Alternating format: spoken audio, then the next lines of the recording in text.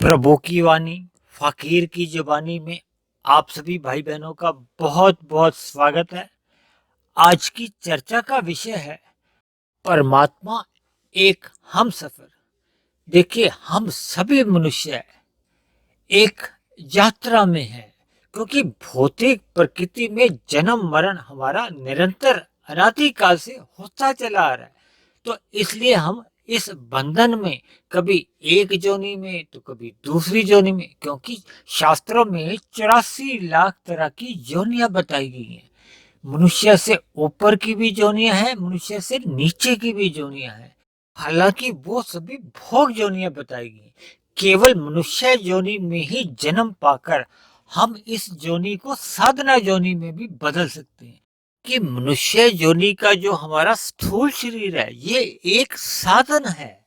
और साध्य क्या है, हमारा लक्ष्य क्या है? परमात्मा। यानी मनुष्य जब परमात्मा के सम्मुख होता है, क्योंकि शास्त्रों में परमात्मा की जो स्थिति बताई गई है वो ये है कि 84 लाख योनियों में जितने भी अनंत जीव हैं, उन सभी अनंत जीवों के अंदर जो आत्मा रहती है, आत्मा को एक देशीय कहा जाता है। जबकि आत्मा के साथ ही एक परमात्मा रूपी एक शक्ति रहती है, जिसको बहुदेशीय कहा जाता है। यानी कि परमात्मा रूपी शक्ति सभी जीवों के साथ एक हम सफर के रूप में सदा ही आत्मा के साथ बनी रहती है।